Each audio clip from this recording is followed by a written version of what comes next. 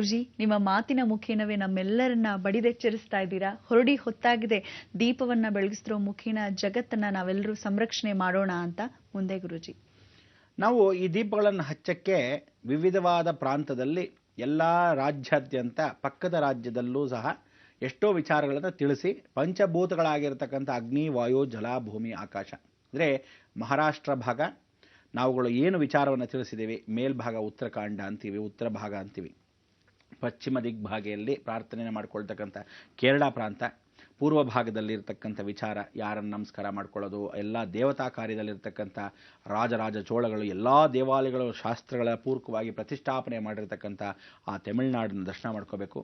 ಆಂಧ್ರ ಪ್ರಾಂತದಲ್ಲಿರ್ತಕ್ಕಂಥ ನಾವು ದರ್ಶನವನ್ನು ಮಾಡ್ತಕ್ಕಂಥ ಉತ್ತರ ವಾಯುವ್ಯ ಕ್ಷೇತ್ರದಲ್ಲಿ ಮಾಡ್ಕೋಬೇಕು. ತದನಂತರ ಆ ಈಶಾನ್ಯಸ ಸರ್ವಭೂತಾನಾಂ ಈಶ್ವರ ಜನ್ಮಸ್ಥಳ ಅಂಥೇಳಿ ಮಧ್ಯಬಿಂದುವಾಗಿ ಗುರು ಸ್ಥಳದಲ್ಲಿ ನಾವುಗಳೇ ಸ್ವತಃ ಕರ್ನಾಟಕದ ಭಾಗ್ಯದಲ್ಲಿ ಇರ್ತಕ್ಕಂಥವ್ರು.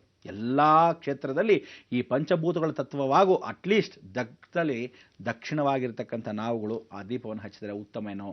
ಅಟ್ಲೀಸ್ಟ್ ಅಂದರೆ ಉಳಿತಕ್ಕಂಥದ್ದೇ ಜೀವನಾ ಪರ್ಯಂತ ದಕ್ಷಿಣ ಮಾತ್ರ ಅನ್ನೋದು ಕೂಡ ಖಚಿತ. ಕನ್ಯಾಕುಮಾರಿಯಿಂದ ಕಾಶ್ಮೀರದವರೆಗೂ ಇರತಕ್ಕಂಥ ಅಷ್ಟೂ ಶಕ್ತಿಗಳು ಒಂದು ಕಡೆ ಕೂತ್ಕೊಂಡ್ಬಿಡ್ತಾ ಇದ್ದಾಳೆ, ಭಾಳ ಸಂತೋಷ. ಇಷ್ಟೂ ಶಕ್ತಿಗಳು ಒಂದು ಶ್ರೀಚಕ್ರದಲ್ಲಿ ಕೂತ್ಕೊಂಡ್ಬಿಡ್ತಿದೆ, ಭಾಳ ಸಂತೋಷ.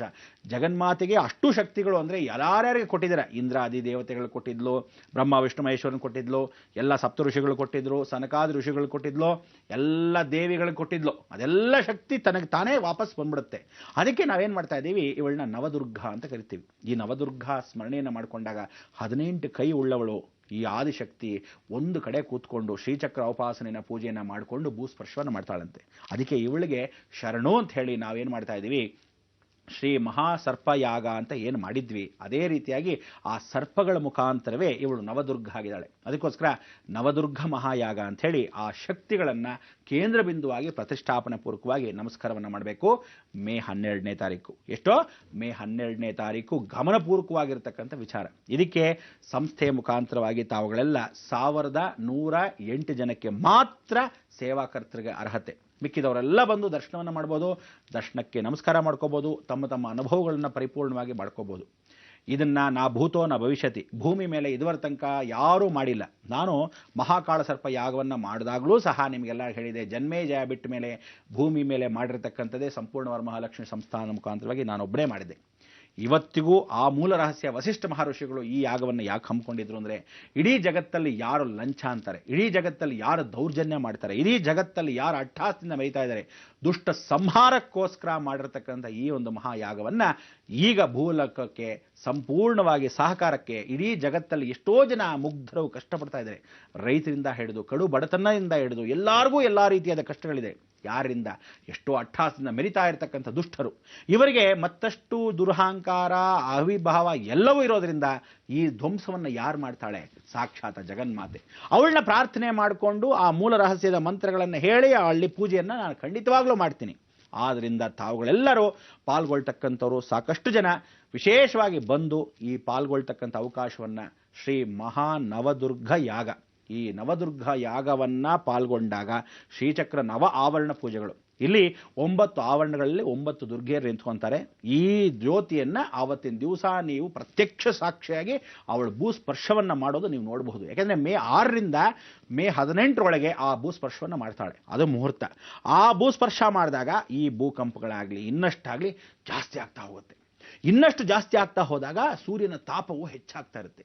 ರಾತ್ರಿ ಆದಾಗ ಸಾಕು ಚಳಿ ನಡುಗ್ತೀರಾ, ಬೆಳಗ್ಗೆ ಆದರೆ ಸಾಕು ಎಲ್ಲ ಸುಟ್ಟು ಭಸ್ಮ ಆಗೋಗ್ತೀರಾ, ಅಷ್ಟು ಬಿಸಿ. ಯಾಕೆಂದರೆ ಉತ್ತರ ಭಾಗದಲ್ಲಿ ಡೆಲ್ಲಿ, ಕಲ್ಕಟ್ಟ ಇವ್ರಿಗೆಲ್ಲ ಎಷ್ಟು ಗೊತ್ತಾ ಬಿಸಿಲು? 60, 70, 75, 80ವರೆಗೂ ಹೋಗುತ್ತಂತೆ. ಅಬ್ಬಬ್ಬಬ್ಬಬ್ಬಬ್ಬ. ಉತ್ತರ ಕಾಲದಲ್ಲಿ ವಿಚಾರ ಅಂದರೆ ದಕ್ಷಿಣದಲ್ಲೇ ಉತ್ತರ ಭಾಗದಲ್ಲಿ ಅಂದರೆ ಉತ್ತರ ಕರ್ನಾಟಕ ಅಂತ ಇಟ್ಕೊಳ್ಳಿ, ಇವರಿಗೆಲ್ಲ ಸುಮಾರು 45ರಿಂದ 50, 50ರಿಂದ 60ವರೆಗೂ.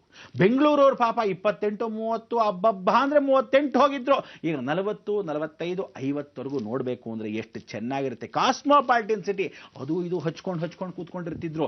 ಈಗ ಇನ್ನು ಮೇಲೆ ಗೊತ್ತಾಗತ್ತೆ, ಓಹೋ ಬಿಸಿಲು ಏನು ಮಾಡಬೇಕು ಅಂತ. ಅದಕ್ಕೆ ಇಂಥವ್ರಿಗೆಲ್ಲ ಆ ಜೀವನವಾಗಿರ್ತಕ್ಕಂಥದ್ದು, ಆ ಜೀವನದಲ್ಲಿ ಯಾವತ್ತೂ ನೋಡದೇ ಇರತಕ್ಕಂಥ ಬರಗಾಲ ಅನ್ನೋದಿದೆಯಲ್ಲ, ಕಾಡು ಜನಕ್ಕೆ ಮಾತ್ರ ಇತ್ತು, ಎಷ್ಟು ಕಷ್ಟಪಡ್ತಾ ಇದ್ರು ಅಂತ. ರೈತರು ಮಾತ್ರ ಆ ಹೊಲದಲ್ಲಿ ನೋಡ್ತಾ ಇದ್ರು ಮಳೆ ಯಾವಾಗ ಬರುತ್ತೆ ಅಂತ, ಎಷ್ಟು ಫಸಲು ಹಾಳಾಗ್ತಾ ಇತ್ತು. ಅವರಿಗಿರೋ ಕಷ್ಟವನ್ನ ಗೊತ್ತಾಗಬೇಕು ಈ ಪಟ್ಟಣದ ವಾಸಿಗಳಿಗೆ. ಅಂಥ ಒಂದು ಸಿಚುವೇಶನ್ ಇವತ್ತಿನ ದಿವಸ ಕ್ರಿಯೇಟ್ ಆಗತ್ತೆ, ಇದೆಲ್ಲ ಮೂಡತ್ತೆ, ಆ ಸಂದರ್ಭ ಬರುತ್ತೆ ಜಗನ್ಮಾತೆ ಸ್ವತಃ ಭೂಸ್ಪರ್ಶವನ್ನ ಮಾಡಿದಾಗ. ಪರಮೇಶ್ವರನು ಕೈಲಾಸವನ್ನು ಬಿಟ್ಟು ದಕ್ಷಿಣಕ್ಕೆ ಬಂದು ಸೇರ್ತಾ ಇದ್ದಾನೆ. ಶ್ರೀಕೃಷ್ಣ ಪರಮಾತ್ಮನಿಗೆ ಜ್ಞಾಪಕ ಶಕ್ತಿ ಬರ್ತಾ ಇದೆ. ಗಾಂಧಾರಿಯಿಂದ ವಿಮೋಚನೆ ಆಗತ್ತೆ, ಶಾಪ ವಿಮೋಚನೆ. ಲಕ್ಷ್ಮಿಯನ್ನ ನಾರಾಯಣ ಸೇರ್ತಾನೆ ಕಲಿಯುಗದಲ್ಲಿ. ಇದು ಸತ್ಯವಾದ ವಾಕ್ಯಗಳು. ಎಮ್ಮೆಗಳು, ಹಸುಗಳು, ಗೋವುಗಳು ಎಲ್ಲ ಮಾತಾಡುತ್ತವೆ. ಅಂದರೆ ಆ ವಿಚಾರಗಳು ಯಾಕೆ ಮಾತಾಡುತ್ತವೆ ಅಂದ್ರೆ ಎದ್ದು ನಿಂತ್ಕೊಳ್ಳುತ್ತವೆ ಈ ಕಲ್ಲುಗಳೆಲ್ಲ. ನಂದಿ ಬೆಟ್ಟದ ನಂದಿ ಇದೆಲ್ಲ ಪ್ರಾರಂಭವಾಗತ್ತೆ. ಅಲ್ಲಿರ್ತಕ್ಕಂಥ ಗೋಕರ್ಣೇಶ್ವರ ನಂದಿ, ರಾಮೇಶ್ವರದ ನಂದಿ, ಬೇಲೂರು ಹಳೇಬೇಡ ನಂದಿ, ನಾವು ಬಸವನಗುಡಿಯಲ್ಲಿ ಗಂಡ ಇರತಕ್ಕಂಥ ನಂದಿ, ಎಲ್ಲ ದೊಡ್ಡ ದೊಡ್ಡ ಕ್ಷೇತ್ರದಲ್ಲಿರ್ತಕ್ಕಂಥ ಮಹಾನಂದಿಗಳೆಲ್ಲ ಎದ್ದು ನಿಂತ್ಕೊಳ್ಳುತ್ತವೆ. ಜಾಗೃತಿ ಮೂಡುತ್ತೆ. ಇದು ಸತ್ಯವಾಗಿ ಕಲ್ಲುಗಳು ಎದ್ದು ನಿಂತುಕೊಳ್ಳುತ್ತೆ ಅನ್ನೋ ಸತ್ಯ ವೀರಬ್ರಹ್ಮೇಂದ್ರ ಸ್ವಾಮಿ ಚರಿತ್ರೆಯಲ್ಲೂ ಕೈವಾರ ತಾತಯ್ಯನವರು ವಿಚಾರಪೂರ್ವಕವಾಗಿ ಬರೆದಿರೋದು ಸತ್ಯ ಸತ್ಯ ಸತ್ಯ. ಆದ್ರಿಂದ ಈ ಲೋಕದಲ್ಲಿ ನಾವುಗಳು ವಾಸ ಮಾಡಿದ್ರು ಸಹ, ಎಷ್ಟೋ ಜನಕ್ಕೆ ಭಯ ಭಕ್ತಿ ಇಲ್ಲದೇ ಇದ್ರೂ ಸಹ ನಮಗಿರ್ತಕ್ಕಂಥದ್ದು ಒಂದೇ ಮಾರ್ಗ, ಧರ್ಮ ಮಾರ್ಗ, ದೀಪ ಮಾರ್ಗ. ಆ ದೀಪ ಮಾರ್ಗದ ಇನ್ನಷ್ಟು ವಿಚಾರಗಳನ್ನ ಮಾತಾಡೋಣ. 21ನೇ ತಾರೀಕು ಆಗಿರತಕ್ಕಂಥ ಇವತ್ತು ಸಂಕಷ್ಟಹರ ಚತುರ್ದಶಿ. ಗಣಪತಿಯನ್ನು ಸ್ಮರಣೆ ಮಾಡ್ಕೋಬೇಕು. ನಿರ್ವಿಘ್ನಂ ಕುರುಮೇ ದೇವ ಸರ್ವ ಕಾರ್ಯೇಷು ಸರ್ವದಾ. ನಾವು ನಿರ್ವಿಘ್ನವಾಗಿ ಆ ದೀಪವನ್ನು ಹಚ್ಚಕ್ಕೆ ಜನಗಳಿಗೆ ಮನಸ್ಸಿಗೆ ಹೋಗಲಿ.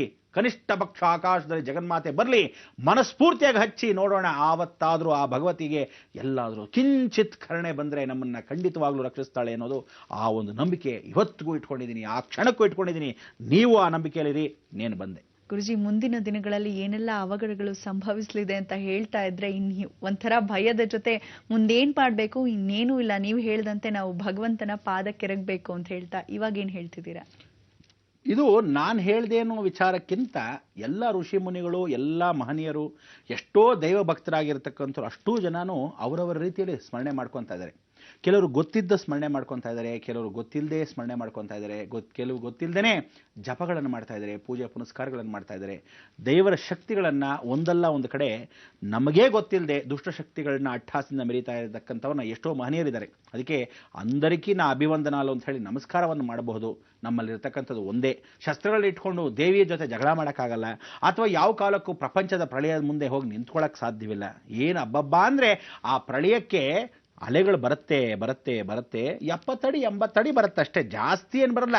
ಆದರೆ ನಿಜವಾಗ್ಲೂ ಇದು ಮಳೆಗಾಲದಲ್ಲಿ ಆಗಿಬಿಟ್ರೆ ಇನ್ನೆಷ್ಟು ವಿಶೇಷ ಅಂದರೆ 110 ಅಡಿ 120 ಅಡಿ ಇಷ್ಟು ಎತ್ತರಕ್ಕೆ ಬಂದರೆ ಯಾರು ಹೋಗಿ ಅದ್ರ ಮುಂದೆ ನಿಂತ್ಕೊತಾರೆ ಹೇಳಿ? ಯಾರು ನಿಂತ್ಕೊಳ್ಳೋಕೆ ಸಾಧ್ಯವಿಲ್ಲ. ಬರೀ ಪ್ರಕೃತಿ ಅದು. ಅಕ್ಷಿ ಅಂದಿರ್ತಾಳೆ ದೇವಿ. ಆ ಅಕ್ಷಿ ಅಂದರೆ ಆ ಸೀನಿಗೆ ಹಿಂಗೆ ಬಂದಾಗ ನಾವುಗಳು ಅವಳೇ ಬಂದು ನಿಂತಾಗ ಹೆಂಗಿರುತ್ತೆ. ಅದಕ್ಕೆ ಹೇಳೋದು, ಇದನ್ನು ತಡೆಯೋಕ್ಕೆ ಸಾಕ್ಷಿ ರೂಪ, ಇದಕ್ಕೆ ತಡೆಯೋ ಶಕ್ತಿ ಬರೀ ಭಗವತಿಗೆ ಮಾತ್ರ ಬಿಟ್ಟರೆ ಇನ್ನು ಯಾವ ಕಾರಕ್ಕೂ ಯಾವ ನನ್ನ ಮಗನ ಕೈಲೂ ಸಾಧ್ಯವಿಲ್ಲ. ಆದ್ದರಿಂದ ನಾವೆಲ್ಲ ಕೇವಲ ಮನುಷ್ಯರು, ತೃಣಕ್ಕೆ ಸಮಾನ, ಕಸ ಧೂಳಿಗೆ ಸಮಾನ. ಅಂದರೆ ಹೊಟ್ಟೋಗ್ತಾ ಇರ್ತೀವಿ, ಎಲ್ಲಿ ಹೋಗ್ತೀವಿ ಏನು ಬರ್ತೀವಿ ಅಂತ ಒಂದು ಗೊತ್ತಾಗಲ್ಲ. ಆದರೆ ನಮ್ಗೆ ಉಳಿದಿರೋ ಒಂದೇ ಮಾರ್ಗ, ದೈವ ಮಾರ್ಗ. ಇವತ್ತು ಸಂಕಷ್ಟಹರ ಚತುರ್ದಶಿ, ಹಸ್ತ ನಕ್ಷತ್ರ. ಇವತ್ತು ತ್ರಯೋದಶಿ ಮತ್ತು ಸ್ವಾತಿ ಅನುಗ್ರಹವನ್ನು ಕೊಡ್ತಕ್ಕಂಥ ನರಸಿಂಹಸ್ವಾಮಿಯ ನಮಸ್ಕಾರ ಮಾಡ್ಕೊತಾ ಬಂದರೆ ಚತುರ್ದಶಿ. ಅಂದರೆ ನೋಡಿ, ಚತುರ್ದಶಿ ಉಪರಿಯಾಗಿ ಯಾವತ್ತು ತ್ರಯೋದಶಿ ಬರುತ್ತೋ ಜ್ಞಾಪಕ ಶಕ್ತಿಯನ್ನು ಗಣಪತಿ ಕೊಡ್ತಾನಂತೆ. ಗಣಪತಿಯಲ್ಲಿ ಸಲ್ಲಿಸ್ಬೋದಂತೆ. ಗಣಪತಿ ಭೂಸ್ಪರ್ಶದಲ್ಲಿ ಸೊಂಡಲನ್ನು ಹಾಕಿ ಸಮುದ್ರ ನೀರನ್ನು ಕುಡಿತಾನಂತೆ ಇವತ್ತಿನ ದಿವಸ. ಅದು ಬಹಳ ವಿಶೇಷ. ಆದ್ದರಿಂದ ಆ ಸಮುದ್ರ ನೀರನ್ನು ಅವನು ಕುಡಿತಾ ಇರೋ ಸಮಯದಲ್ಲಿ ನಾಳೆ ನಾವು ಅಲ್ಲಿ ಹೋಗಿ ದೀಪವನ್ನು ಹಚ್ಚೋ ಸಮಯಕ್ಕೆ ಇವತ್ತು ಜ್ಞಾಪಿಸಿ ಆ ಗಣಪತಿಗೆ ಹೇಳೋಣ, ಅಬ್ಬಾ ಗಣಪತಿ ಹೋಗಿ ನಿಮ್ಮ ತಾಯಿನ ಜಗನ್ಮಾತೆಗೆ ಹೇಳು, ಪರಮೇಶ್ವರನ್ಗೆ ಹೇಳು, ಜಗದಪ್ಪಿತಂ ಒಂದೇ ಪಾರ್ವತಿ ಪರಮೇಶ್ವರಂ, ಇವರಿಬ್ಬರಿಗೋಸ್ಕರ ಹುಟ್ಟಿರ್ತಕ್ಕಂಥ ಮಗ ನೀನು. ಎಂಥ ಒಂದು ಶ್ರೇಷ್ಠತೆ. ನಿರ್ವಿಘ್ನಂ ಕುರುಮೇ ದೇವ. ಇವತ್ತಿನ ಸಂಕಷ್ಟ ಚತುರ್ದಶಿ ನೀವೆಷ್ಟು ಚೆನ್ನಾಗಿ ಆಚರಿಸಬೇಕು ಅಂದರೆ ದೇವಡ ದೇವಡ ದೇವಡ ಅನ್ನಬೇಕು. ಅಷ್ಟು ಭಯಭಕ್ತಿ ಎಂದೇ, ಅಷ್ಟು ಶ್ರದ್ಧೆಪೂರ್ವಕವಾಗಿ ಆ ಗಣಪತಿಯನ್ನು ಸ್ಮರಣೆ ಮಾಡ್ಕೋಬೇಕು. ಏನೋ ಮಾಡ್ತೀವಿ ನಾವು, ಕೆಲವರೆಲ್ಲ ಸಂಕಷ್ಟ ಚತುರ್ಥಿ ಕೊಟ್ಟಿದ್ದೀನಿ ರೀ, ಸಂಕಷ್ಟ ಚತುರ್ಥಿಗೆ ಮಾಡಿಬಿಟ್ಟೆ, ಮೊನ್ನೆ ತಾನೇ ಸೃಷ್ಟಿ.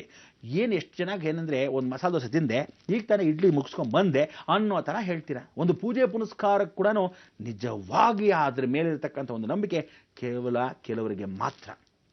ಅದರಿಂದ ಹೇಳ್ತೀನಿ, ಹಸ್ತ ನಕ್ಷತ್ರ ಸಾಕ್ಷಾತ್ ಯಮಧರ್ಮಂದು. ಯಮಧರ್ಮರಾಜ ಇನ್ನೇನು ಸೈನ್ಯ ಜೊತೆಗೆ ಬರ್ತಾ ಇದ್ದಾನೆ. ಯಾರ್ಯಾರು ಮುತ್ಕೊಂಡು ಹೋಗೋದು ಪಾಪ, ಅವನಿಗೂ ಬಹಳ ಕಷ್ಟ.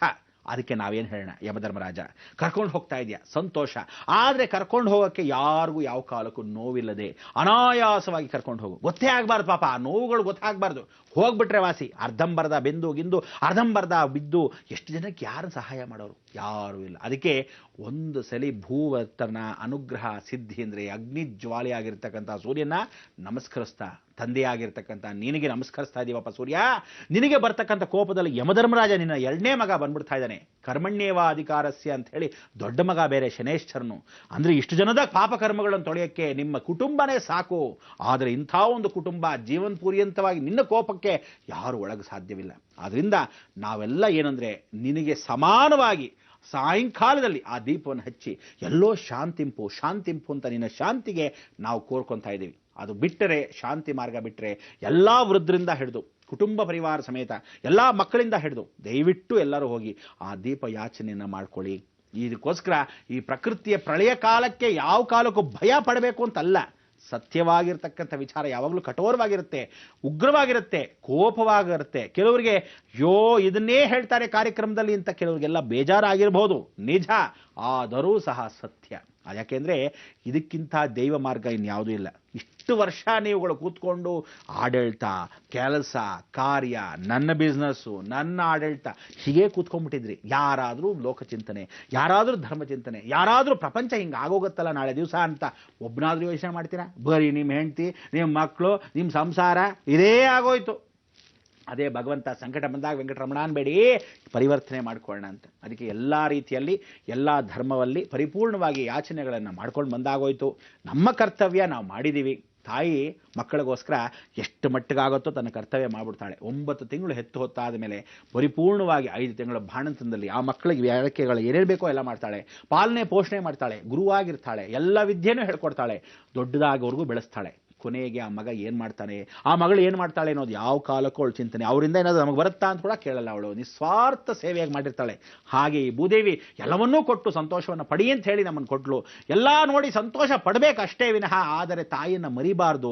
ಆದರೆ ನೀವು ಎಷ್ಟೋ ಜನ ಮರ್ತು ಹೋದ್ರಿ, ಎಷ್ಟು ಮರಗಳನ್ನು ಹೊಡೆದಾಕಿದ್ದೀರಾ, ಎಷ್ಟು ಜನ ಪ್ರಾಣಿ ಹಿಂಸೆಗಳನ್ನು ಮಾಡಿದ್ದೀರಾ, ಎಷ್ಟು ಜನ ಪ್ರಾಣಿಗಳನ್ನು ನುಂಗಿದ್ದೀರಾ, ಎಷ್ಟು ಜನಕ್ಕೆ ದೌರ್ಜನ್ಯವನ್ನು ಮಾಡಿದ್ದೀರಾ, ಎಷ್ಟು ಜನ ದುಡ್ಡನ್ನು ಕಬಳಿಸ್ಕೊಂಡಿದ್ದಾರೆ, ಎಷ್ಟು ಜನ ಭೂಮಿಯನ್ನು ಕಬಳಿಸ್ಕೊಂಡಿದ್ದೀರಾ. ಇಷ್ಟೆಲ್ಲ ಆದರೂ ಸಹ ಯಾರಾದರೂ ಯೋಚನೆ ಮಾಡಿ ನಿರ್ವಿಘ್ನವಾಗಿ ಲೋಕಕ್ಕೋಸ್ಕರ ಯಾರಾದರೂ ಏನೋ ಮಾಡಿದ್ದೀರಾ, what you have taken from the society have you given it back ಅಂತ ಯಾವತ್ತಾದರೂ ವಾಪಸ್ಸನ್ನು ಕೊಟ್ಟಕ್ಕೆ ಹೇಗೆ ಮಾಡೋಣ ಅಂತಾದರೂ ಪ್ರಯತ್ನ ಪಟ್ಟಿದ್ದೀರಾ? ಯಾತ್ರೆಗಳು ಮಾಡ್ಕೊಂಬಂದಿದ್ವಿ, ನಮ್ಮ ಕಷ್ಟಕ್ಕೋಸ್ಕರ ಮಾಡ್ಕೊಂಬಂದ್ವಿ. ಕಷ್ಟಗಳನ್ನು ತೀರ್ಸಕ್ಕೆ ಯಾರಿಗಾದ್ರು ದುಡ್ಡು ಕೊಟ್ಟಿದ್ದೀವಿ, ಯಾರಿಗೋ ಪಾಪ ಸಹಾಯ ಮಾಡಿದ್ದೀವಿ.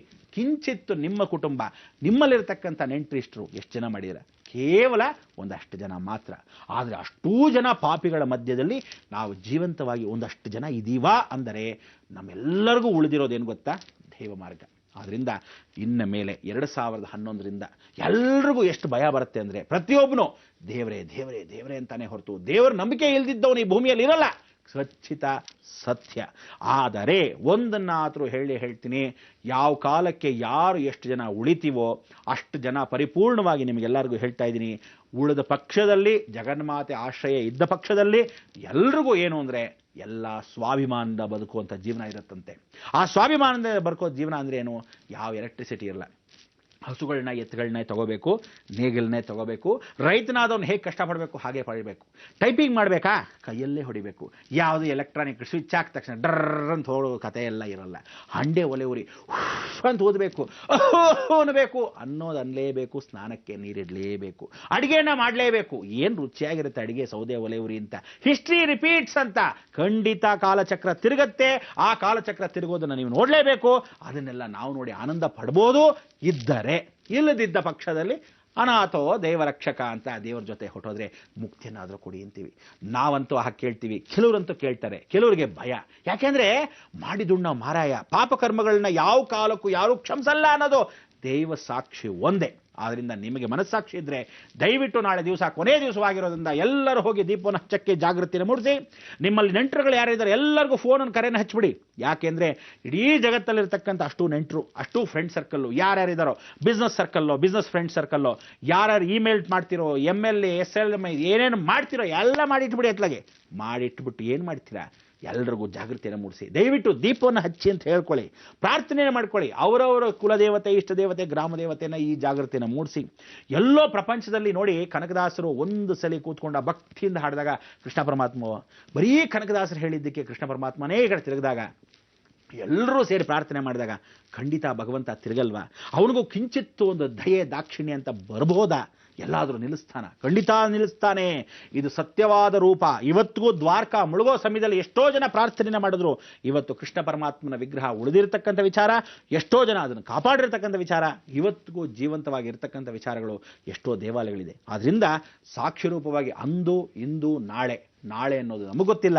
ಆದರೆ ಇರೋವರೆಗೂ ದೈವ ಸಾಕ್ಷಿ, ದೈವ ನಂಬಿಕೆ, ಅಪನಂಬಿಕೆಯನ್ನು ಬಿಟ್ಟು, ದುರ್ವಾಸ ಮುನಿಗಳ ಥರ ಯಾವ ಕಾಲಕ್ಕೂ ದುರಹಂಕಾರವನ್ನು ಬಿಟ್ಟು, ದುರಹಂಕಾರದಿಂದ ನಿಸ್ವಾರ್ಥವಾಗಿ ನಾವು ಸೇವೆಯನ್ನು ಧರ್ಮ ಮಾರ್ಗದಲ್ಲಿ ನಡೆಯೋಣ. ಎಲ್ಲರೂ ಹೋಗಿ ದೀಪವನ್ನು ಹಚ್ಚೋಣ ಅಂತ ನನ್ನ ಪ್ರಾರ್ಥನೆ. ಏನಂತೀರ?